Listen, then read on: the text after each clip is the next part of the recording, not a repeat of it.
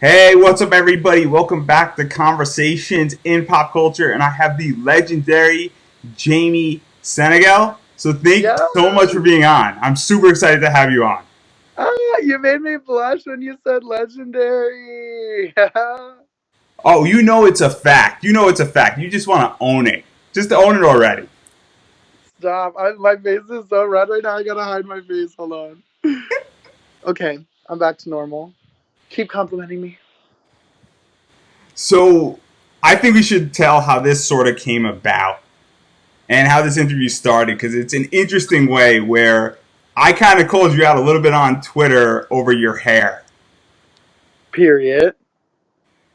And you kind of had the black and red Cruella DeVille type hair going on. The red fur coat was happening. So, what is the entire story with that? Because that's also sort of been made into, I guess, a call out slash TikTok video with other women wrestlers. So I don't really know what happened. I was FaceTiming Candy Lee and like I was just cleaning out my room and I noticed this and I was like, is this a thing? And she was like, I think it's a thing. So I put her on and then I was like, oh, I feel like a new person. So then one of my friends was like, we have to do a Don't Rush TikTok and we need to look like sex workers. And I was like, that's all I'm good at. Let's do it.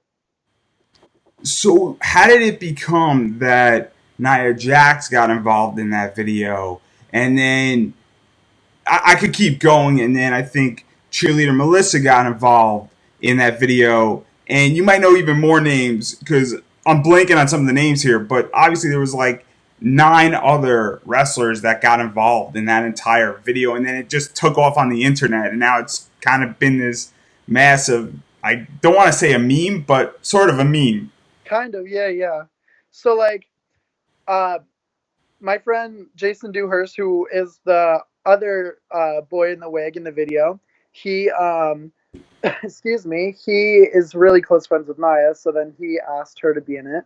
And then I asked Ariane Andrew and Selena De La Renta, and Selena asked Lacey, and we all just kind of came together, and and all of us, me, Jason Dewhurst, Candy Lee, we're all mutual friends with cheerleader Melissa, and we already knew she was going to be in it, and it just kind of formed itself. I had a really cool person who was supposed to be in it, but they low key ended up not sending it in time. I'm not going to drop any names, but it would have been the coolest video ever. So I'm a little sad about that, but I think the video is so amazing and I love it so much. And I think that leads into a bigger question because we're right now in the middle of COVID-19. For those who don't know anything about wrestling and are watching, the entire wrestling world has been shut down, effectively minus AEW.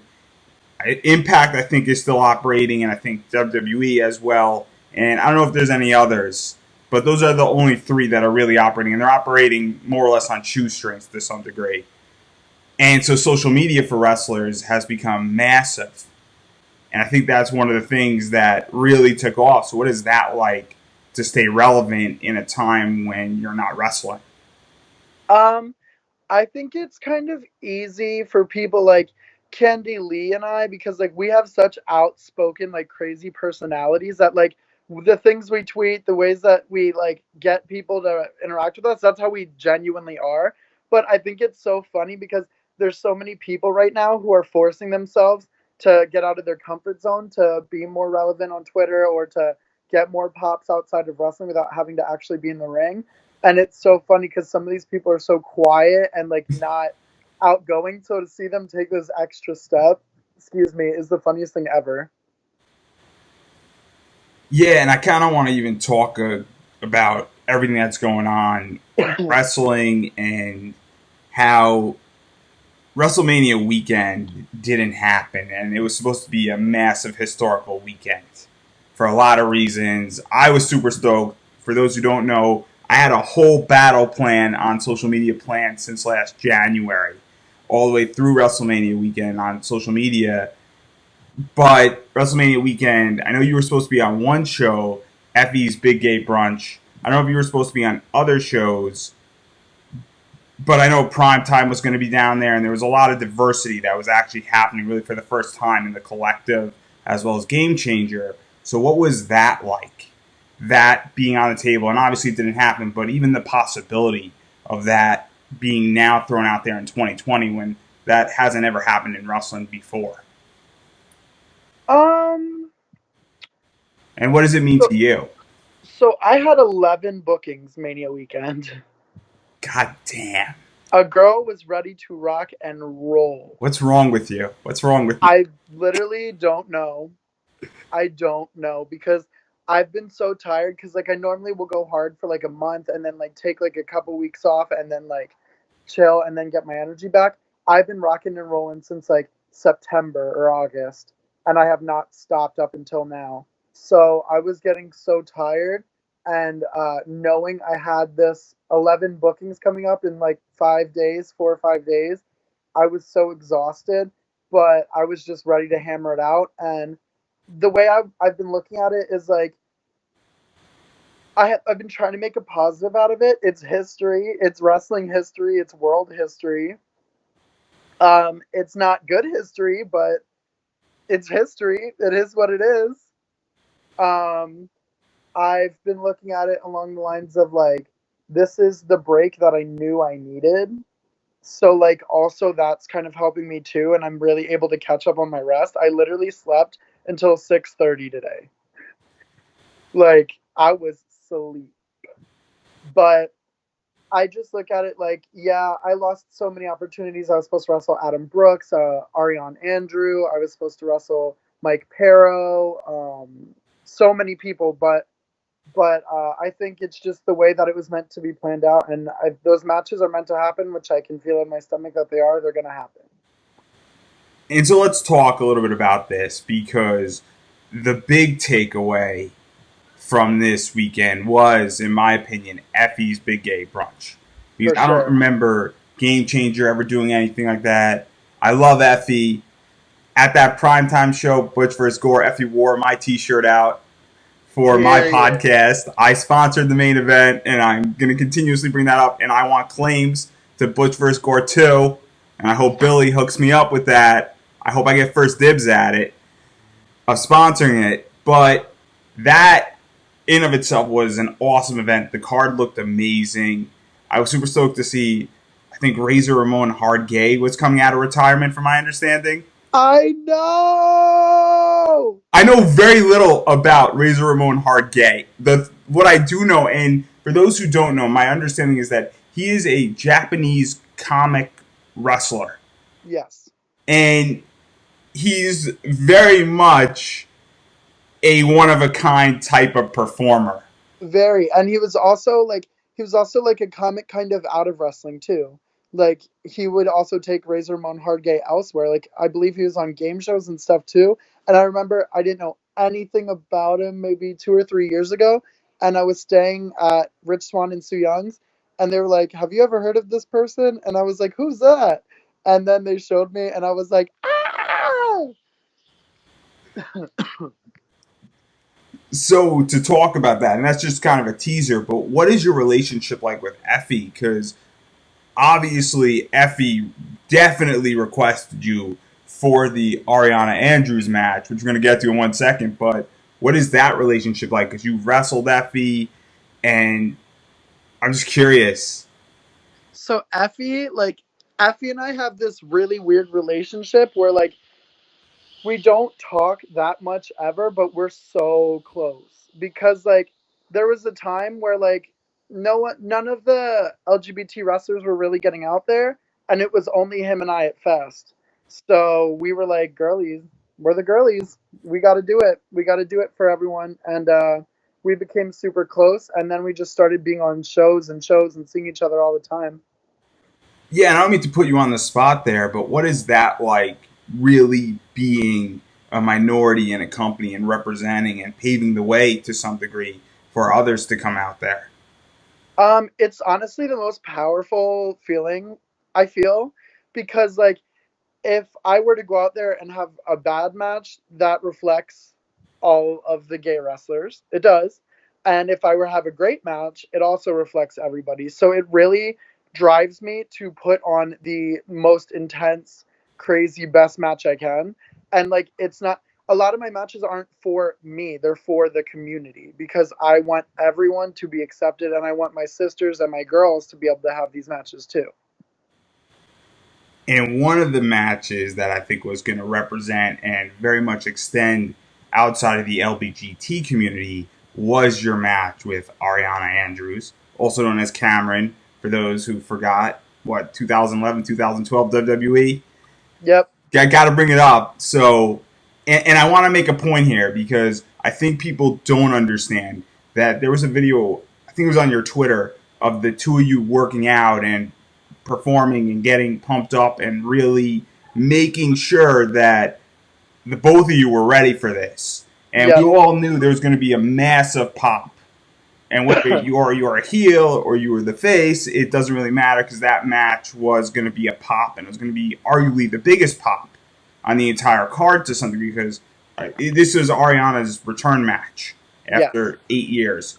So, how did even this come about? What was it like training with her? What was it like even this possibility of her returning to the ring and you being the one she's returning with versus somebody else? And what is that honor like? So I've always been a huge fan of her, and I got to tell her this story, which was really cool to me because I did not know her before this. In 2014, I went to a house show and she tagged with Naomi and they wrestled Alicia Fox and Cameron. And my mom had never believed that I could wrestle until she saw her hit a head scissors on Alicia Fox. And then my mom looked at me and was like, "You can do this." So being able to tell her that was the most full circle experience. But basically, I believe in the law of attraction very much, and I believe in putting out what I want to come back to me and manifesting with all of my power and using my mind to get the life I dream of. And the big event took place in November 2019, and I was going to go, and Ariane was there, and I kept saying forever that I was going to be her return match because she always said she was returning, but she never said when. When that happened, uh, my situation on getting to the big event had actually fell through, so I had to cancel where I was booked, and then that really put me down in the dumps. But I had the biggest gut feeling on the planet to reach out to her and email her, find some way to get a hold of her, and ask her if she would be my return match. Because she's one of the biggest allies of the community. Like, there was no way to me that she would say no. So I typed up an email. I had a plan actually for two different shows other than the gay brunch. And both of them ended up not happening. So then I got really frustrated and I vented to Effie about it. And Effie was like, "Girl, I'll book it. I'll book it." And I instantly told her. And then that week, we set up a um, conference call, and I talked on the phone with her and her manager Terrell, which I love him, and I could tell that they were just excited for somebody to be so positive and to just want to have fun and make it such a good experience. And it just the rest was history. So that is really amazing because, first off, any match with her at any given point would have been great. But to do it during, I guess, Wrestling Week now it's called because it's not just WrestleMania weekend because people tend to go home now from these events during that Sunday. So I guess it's Wrestling Week. But to do it, I guess, at the highest point of wrestling, because that really, those 7 days are really the highest point. And to Yep. do it on a LBGTQ friendly show and all about that, and given that she's an ally, I mean, that's kind of the entire dream in many ways. Yeah. And so, what was that like before everything got canceled? And what were you feeling going into that? Were you nervous? Because clearly, I mean, I would be terrified. Just personally, if I was in your shoes, I'd be terrified. So Um, it was a crazy feeling, but when I sent that email, I knew for a fact that she was already hooked before she even read the email and that she was down. I just felt it because she is one of the biggest allies. And I explained it saying, "You may not know who I am. but my name is Jamie Senegal. I'm an LGBT wrestler, and I really want to wrestle you because I know you're a huge ally, and I think your biggest fan base is all gay people, and I think that it would just be so full circle for you to give back like that, and for me to be able to help elevate you because I know what you are capable of. So the fact that she hooked onto that and loved it, and then the fact that these other two shows got canceled and it was booked on the gay brunch was the craziest thing to me. Because the last place I ever thought that Ariane Andrew versus me would get booked is Game Changer. So, because I haven't even debuted at Game Changer for that point yet. So I was like, what? So then you add all of those factors, and then you take into consideration too that me, as the biggest diva mark on the entire planet, is getting to wrestle somebody that I love so much. I was speechless. And then not only that, but like the fact that she's a very busy woman, but she's so good at communication. And throughout all of this, from that first phone call, we have developed such a beautiful friendship. The fact that I've gotten to go out and train with her, the fact that I trained with her twice, and just seeing the improvement from both times, literally, and they were like a week apart. Just seeing the comfortability, the change, the attitude lift up, and going from being a little skeptical just because I was very much pushing her out of her comfort zone to seeing her be like, I got this. It was just amazing. And I know when it happens, because I'm still not going to do this for anyone besides Effie, and she knows it too. When this happens, it's going to go off. And so it's not happening just yet. And I believe it's going to happen. And I think it's fitting. And at this point, fate has to make it happen. Or the world has to end. One or the other has to come first. I would Literally. prefer the two of you wrestle because I still have things that I would like to accomplish in my life here. But but what do you think the reaction is going to be? Because I think whatever show that's on, I think it's really going to steal the show. Because I think people are waiting for this match. They're waiting for her to return. You're a fantastic wrestler, and you're entertaining as hell in the ring. You really are one of the most entertaining wrestlers I've ever seen. And when we have those things combined, I mean, what do you think the reaction is going to be? Because that's what I want to know. um By the the fans, I'll add. the things that we had planned, that we had practiced, and that we were going over, the internet, the wrestling community, the fans, they were not like, I promise you. I'm pretty sure when it was announced, people were expecting a normal Divas match. I'm not going to give anything away because it's still going to happen someday, but I'm just going to say this. Baby, she wrestling me. That ain't about to be no normal Divas match. We'll give them a hint. Will it be to the level of Eddie McQueen, or will it far exceed that? Well, Eddie is very, very, very entertaining. We took it to. We're speaking in code, by the way. We're speaking in code in case anybody hasn't figured this out. I'm trying to think of what I can compare this to. I love Eddie's work, but still, the things we were doing were like, I don't know who to compare it to because it's wild. Like, if I said it, the internet would be found gagged, but I really can't. But then we'll leave them in okay, suspense. all I'm gonna say is this: I told a certain somebody who I'm not gonna name drop, but if if any of you follow me on social media, you'll know that he looks exactly like me when I have this wig off, and I call him my dad. And he is signed to a certain company that starts with an A.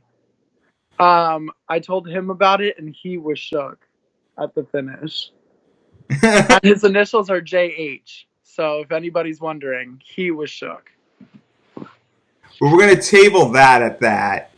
And now I want to talk about something somewhat out of wrestling, but still within wrestling, because Twitter is fun, and you have some interesting friendships on Twitter.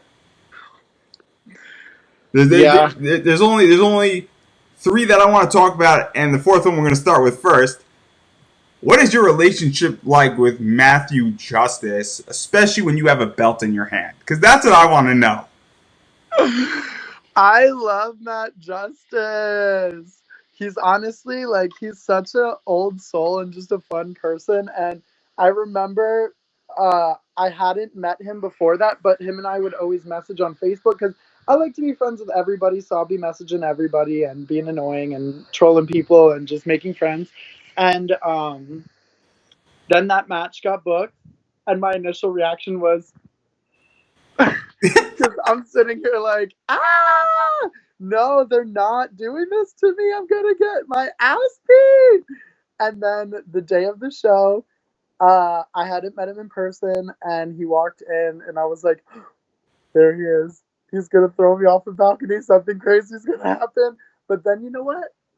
I threw his ass off a balcony. So, girl, So to provide a little context, in case people don't know who Matt Justice is, Matt Justice is very much a deathmatch wrestling guy.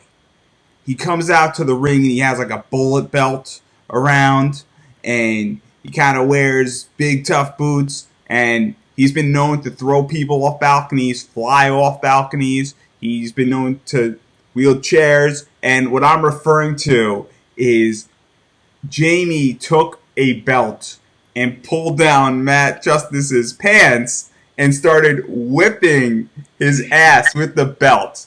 And there's something on your Twitter, and it's only a short clip. It's what, like 5 maybe yeah, 7 seconds, it can't be that long.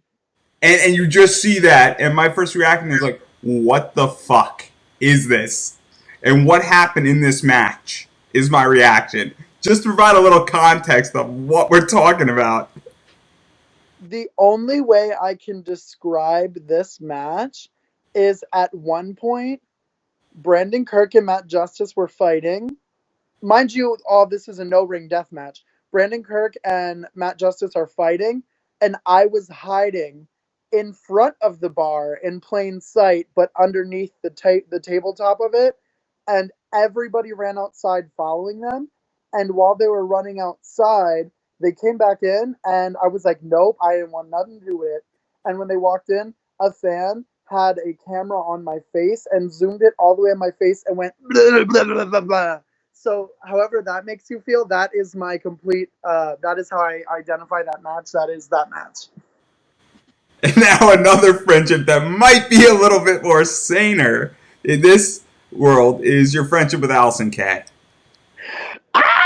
It's really not that much more sane at all. It really isn't. AK and I.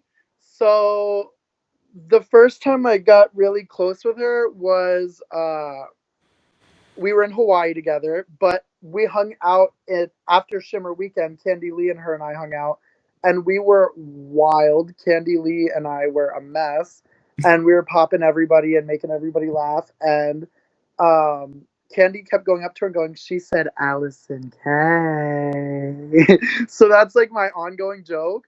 But when we were in Hawaii, I was like, I get to see this girl. And then I somehow convinced her to go shark diving with me, cageless, which was my second time. The first time I went was Sue Young.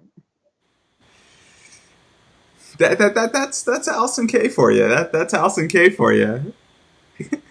Also, Allison Kay is known as Sienna in case anybody needs to have a different name associated, because that's what I'm here for. And she's one of the greatest people on the entire planet, and I love her so much. And sometimes I call her just to twerk.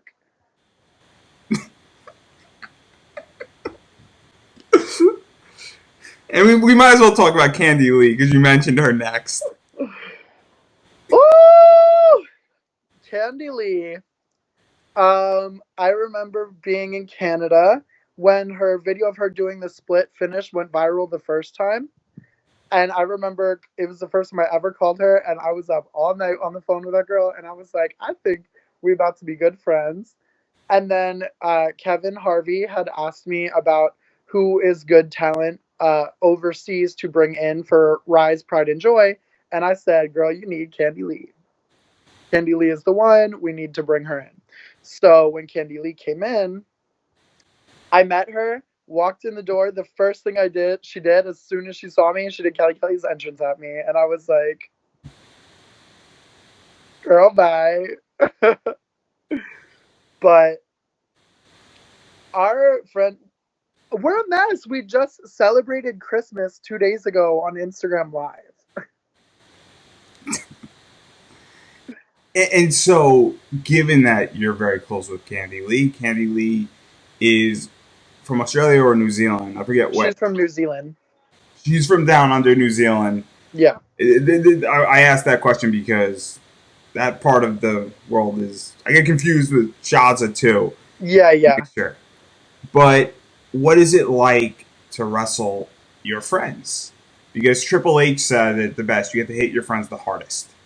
And I know that me and my friends, we're not wrestlers, but I make fun of my friends the hardest. That nobody else can make fun of them. And one of my friends is sort of going blind and I can't walk in general. And we hit each other the hardest. So I'm curious how it is with when you're wrestling your friends.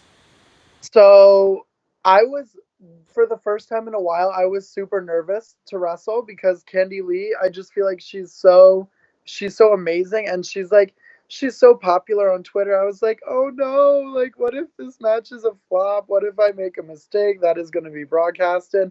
But once we started hanging out that day, because that day I had wrestled Mercedes Martinez like 2 hours before I wrestled Candy. So a bitch got her ass beat. Like I was like, girl, and Candy. I saw Candy a little bit, but I was like running around because I'm like, I gotta wrestle Mercedes. What was So, that like wrestling Mercedes? I hate to interrupt, but Mercedes is amazing. she is like a, I don't even know the word stallion, but like a female version. Like, So she's a filly winning the Kentucky Derby. period. I was shook. Like it's so crazy because she's strong as an ox. A lot of women can't really base me. And I jumped off the ropes and did a springboard Hurricane Rana to her. And I was like, woo, woo. So she's strong as an ox. So I had wrestled her. And then I was like, oh, I just did my wrestle match. Now I'm doing a divas match. So Candy and I beat the hell out of each other. We were slapping each other. I always will call her out for this. She kicked me so hard in the gut, period. And the match was just so fun. And also, too, I was expecting the split off the second rope. And then this bitch ran to the top rope. And I was like, ah! Yeah, I love Candy's finish, and I didn't understand it. I don't even understand how it's possible, and I don't understand how it doesn't hurt. I didn't understand it when Christy Hemme did it, just because it's a drop. And then this bitch adds a, and I was like, ah! So what is that like? Both seeing it as a fan and as a fellow wrestler, and then experiencing it, because I would imagine it's very different on I both had to sides of take that. it twice that weekend because we wrestled on Shimmer that weekend too. So Poor the soul, sec poor soul. the, the second time I was a little bit more prepared, but like I get very in my head about certain things, and the first time I did it my head was facing a certain way, and the second time my head was facing another way when I was laying down. So I was low key scared the second time. But uh seeing it, I was like, "Ooh, girl, I love that, but I'm never gonna take that." Next thing you know, fast forward 3 months, literally 3 months since I said that. I'm laying on my back, and she is on the top rope, which she normally does it from the second, and I'm like, "Here we go." And after you take it, how did the two of you make amends? I'll tell you exactly how. We got backstage and we walked to the curtain, and cheerleader Melissa came up to us and gave us the biggest hug, and I was like, if cheerleader Melissa is giving us a hug and telling us we did good, girl, we did good. And I want to table at that because I don't want to ruin anything. And I would love to have Candy Lee on this podcast. It'd be an amazing interview. Just throwing it out there. Ooh, let me drop my phone. But one more person I want to talk about is Alex Ocean and your Ah! friendship, or possibly more, with Alex Ocean. Definitely more. Please share. Please share. That's my boyfriend. Together we are gay agent Lita. We formed Jalix, and we were supposed to run a show Mania weekend called Jalix Takes Back the Power, and we were gonna wrestle in domestic dispute, and we were gonna compete to see who's better, and I would have won. I mean, obviously, but like, period.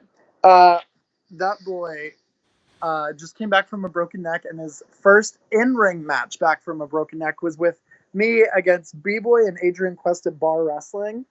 And Death match. the way that it was our first time ever tagging, and the way that we got such a good reaction just for being ourselves and loving each other was the coolest feeling on the entire planet. So I have a million questions talking about Ah! this. And one of the things is I'm interviewing Gabby Ortiz tomorrow. And her boyfriend is in wrestling and they've wrestled together. And so what is it like to wrestle with your boyfriend? And be in matches or be against your boyfriend? Because not every person in wrestling has that. And certain couples in wrestling right now are divided between two companies. You know, one part's in WWE, the other's in AEW. But in all seriousness, and not that's joking around, but in all seriousness, what is that like to get the ability to do that? Because not everybody in wrestling has that. It's kind of a cool thing. So it's very bittersweet because last year I was in a different relationship, which that sounds crazy, but I'm not really ever in relationships. So the fact that I got two so fast was crazy. And when I wrestled him, it felt so great at first. And then we just bashed heads always because we had different views on wrestling entirely. So we could not have wrestling around us at all. At all. And then Alex and we see everything the same. Or when because he hasn't been around quite as long as I have yet. So if he has questions or something, he'll ask me. But he doesn't argue or anything. He won't talk back if he asks for my opinion and he doesn't like it because he asked for my opinion. So being around wrestling with him is easy. And that makes working with him so much more fun and so much easier because the way that he has so much trust in me, just knowing that we're gonna have a great match and that everything's gonna be okay, I love that. And he's so fun. He's so fun. I love working my Gee, she's boy. getting embarrassed now. I You're am. embarrassed now. I am. And I'm kind of laughing because it's kind of funny. I know. I'm blushing and I'm getting all warm now. I just love wrestling my We can make boy. this more serious if you would like. No, there is not a serious bone in my body. Ah!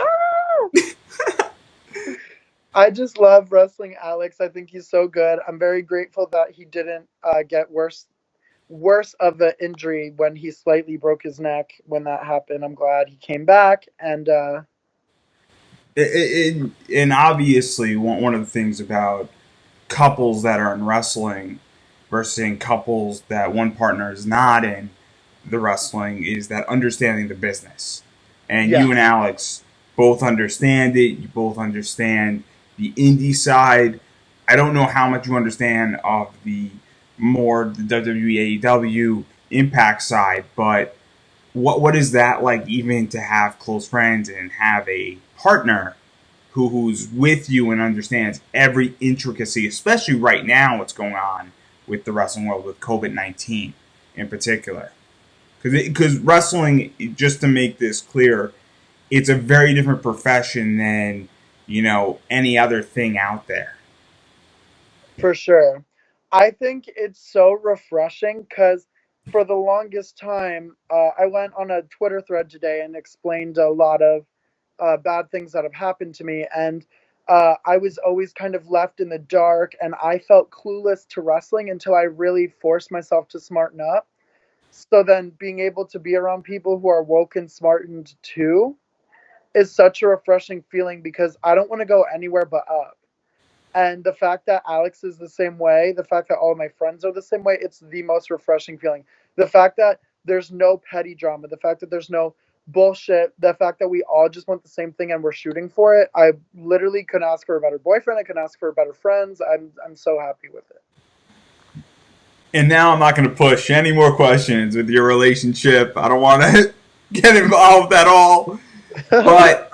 But and I think this is an amazing place to end. But given that COVID-19 has pretty much decimated and made wrestling dormant for, I would say, 90% of wrestlers, if not more. And I think I'm being generous when I say that. For sure. I would like to give you an opportunity to promote yourself. And where can people find you? Do you have merch? Where can people support you? Because supporting indie wrestling is not just buying a T-shirt from somebody. It's not just buying an 8x10. Not just go seeing them perform. It's also following them on social media, engaging with them, and things of that nature. So you guys can find me on Instagram and Twitter. It's at the Jamie Senegal, Senegal, and also people be spelling Jamie wrong, so that is Jamie, not Jaime. Even though Jaime is Spanish, Jamie, it's Jamie. Um, you can find me on Twitter and Instagram with that. I have a Jamie Senegal page on Facebook, and I no, y'all don't deserve my Snapchat. Sorry, I was gonna, but nope. I have uh, YouTube, which is at www.youtube.com/c/Jamie Senegal Wrestling. And I have a pro wrestling tees. I have a Patreon. And also, I just sell merch from home too. So if you DM me, I will get back to you. And also, too, if you follow me and you want to talk, DM me because I try my best to answer everyone back, especially in these times because these are the trying times, child. And I think we're going to end on that note. So thank you so much for being on. I really appreciate it. It's been amazing.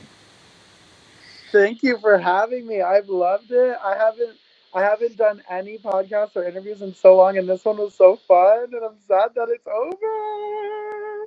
Now I'm sad too. Ooh, this way.